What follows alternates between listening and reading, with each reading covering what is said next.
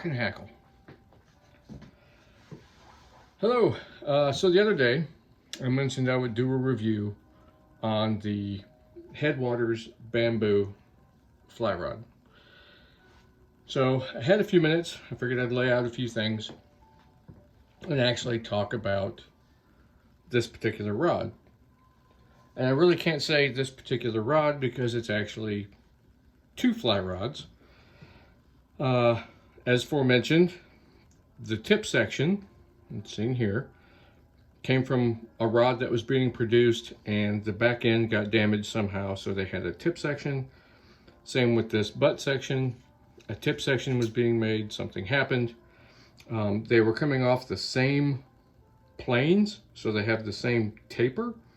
The only difference is the windings. With that, so let's get into it. Headwaters Bamboo Company has been around since around 2002, I believe. Somewhere in there between 2000 and 2005, I can't really. A lot of their fly rods are geared towards or named after specific rivers and regions out west. The company is in Idaho, so that would make sense. This particular one is called the Headwaters Bamboo Favorite Series, and it's called the Breitenbach. It's a two-piece, 7-foot, 4-weight, medium to fast action. And it really is. It is for a bamboo rod. Some of the rods that I have cast in the past were a very slow action. So when you would cast the rod, the loading and then unloading of the rod was very slow. You would cast forward, the line would move, and then it would just kind of whip and bend, and then you would catch the energy, and then you'd go back, and it would just really just a lot of flex. According to their website, they do use the appropriate bamboo, which is called Tonkin cane by us Americans. And, which is good because that is the bamboo species that is used for making American and British bamboo rods. Funny story is the British bamboo fly rods that we all think about are actually made off of American bamboo fly rods. They ordered some and steamed them and took them apart because they were using something different and ended up making their own. These are 6 pieces of bamboo, so every flat section you see is 1 piece of bamboo all the way through to the tip. This is very tip flexy, as you can tell, but the bottom section it's flexible but not nearly as much. I can't really give this, I can give this a thumbs up for me because it represents something that I've always wanted to fish with, and that is bamboo. You're taking a natural element, it's a grass, and you're forming it and you're using that natural fibers of that grass to bend and flex and fight that fish. It's a very classical and aristocratic way of fishing. Now this particular one does have some cons, more pros to me than cons. But if you're interested, you know, give the company a look-see. It is, they make everything from this particular model, which is a 7-foot 2-piece 4-weight, and then all the way up to I believe an 8 or 9-foot 3 or 4-piece rod, a heavier, like a bass rod. They also sell some classic reels and some really nice fly lines. Again, I got this particular model through an email that was given to me called the garage sale. So they were selling mixed matched sets such as this, or they were selling some where it's a complete kit but you're not going to get a second tip section. A lot of them, if it's a 3-piece, it's actually a 4-piece because you get 2 tips.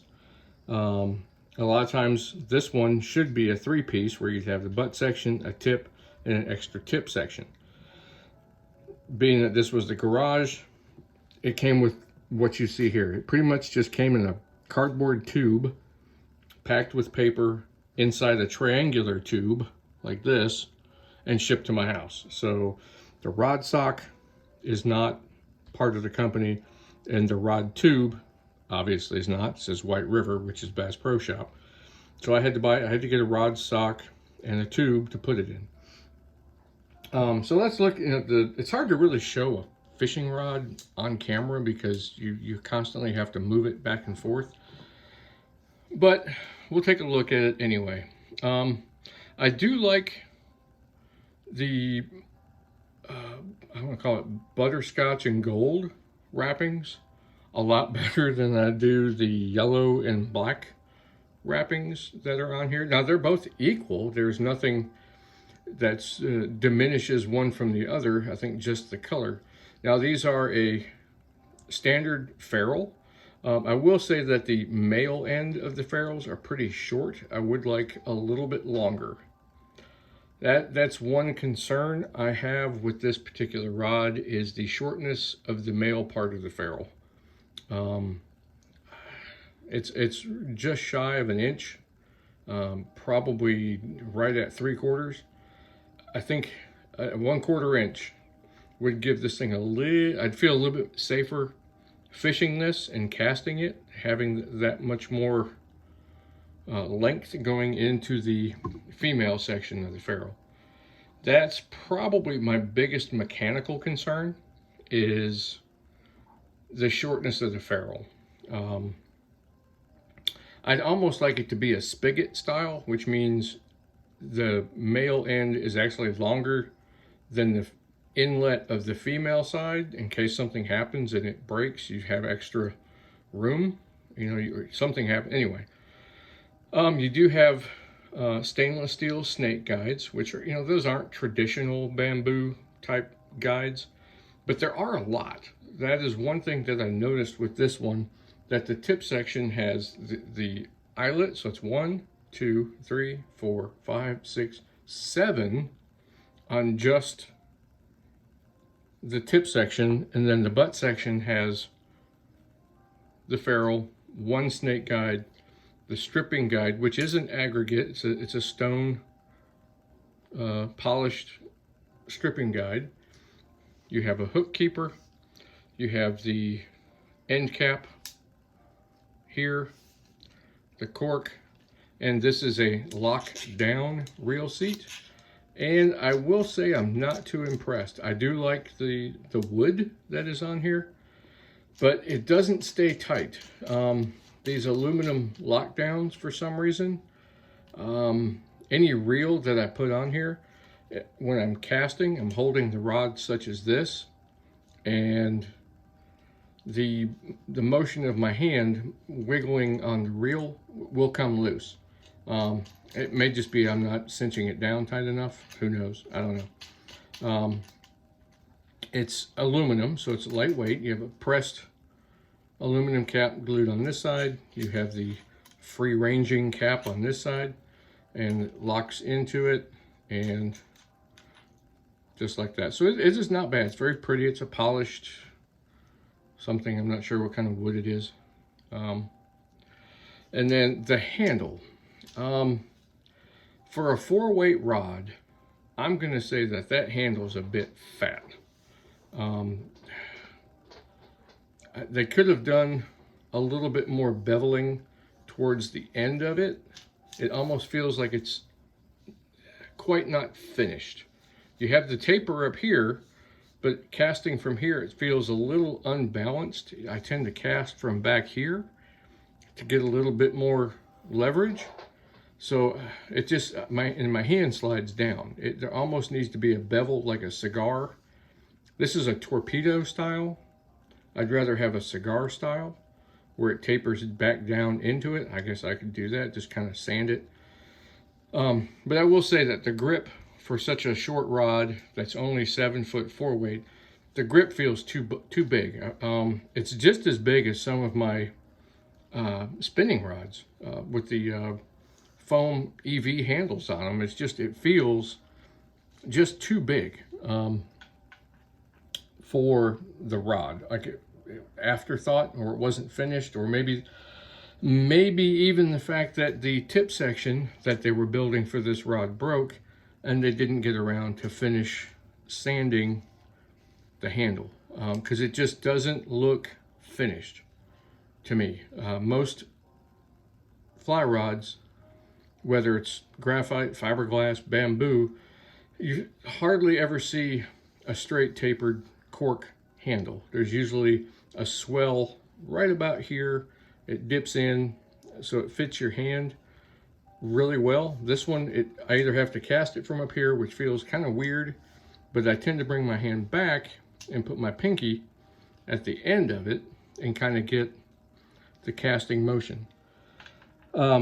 So mechanically, I think the rod is perfectly fine, even though I know that they were not made to be together.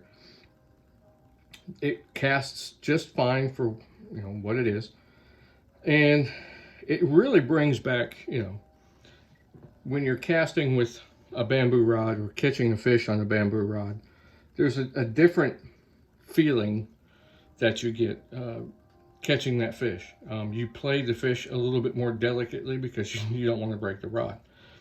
Because, you know, these aren't something that you can just run out and replace. So you're a little bit more ginger with them. There are two reels that I often use with this. I use my Orvis Bat and Kill 5/6 weight. Yes, it's a 5/6 weight, but I have 4-weight line on here. I can't remember what line that is. Might be Green Mountain, or it's been on there for so long, but it's 4-weight line.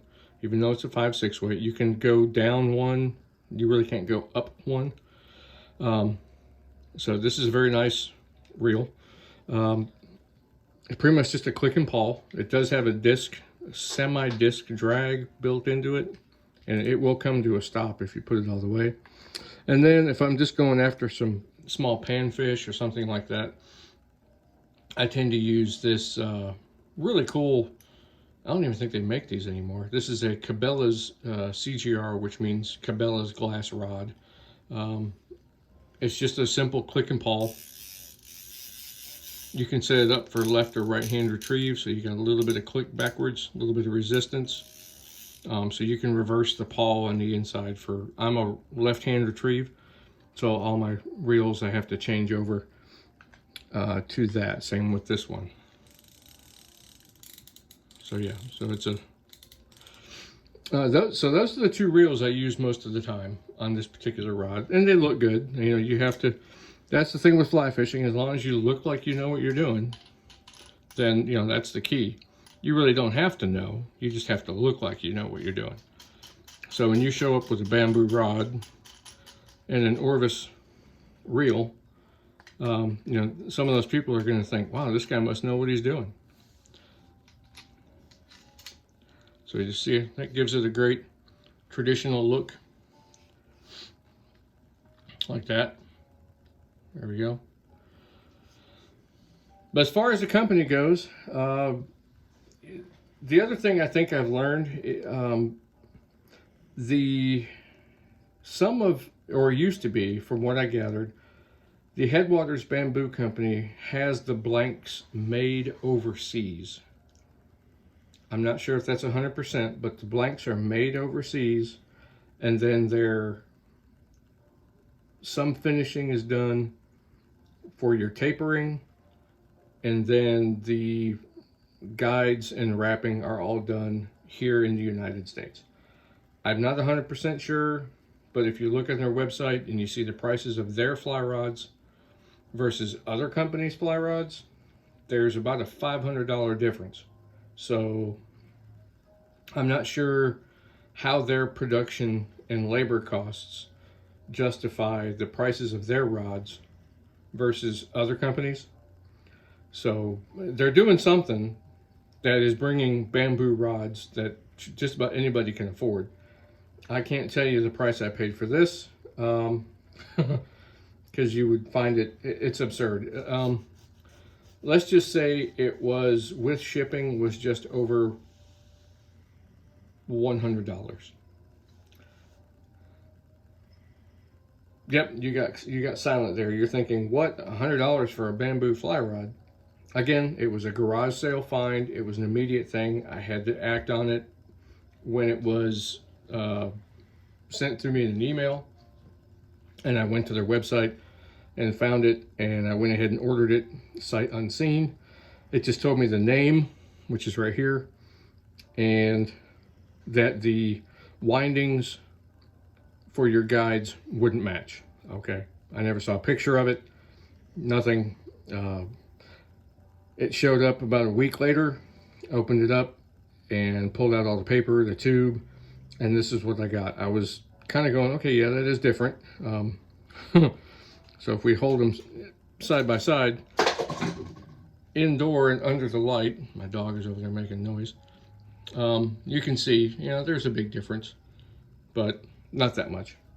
Anyway, Headwaters Bamboo Fly Rod Company. Give them a look and see what you think. And if you're interested in learning more about bamboo rods in America, this is a fantastic book, by the way.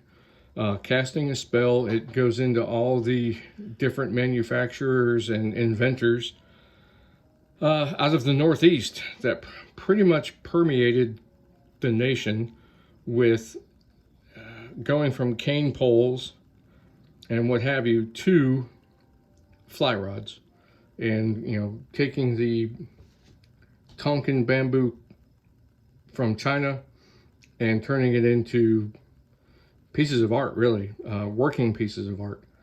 So with that, I'd like to say, see you on the waters.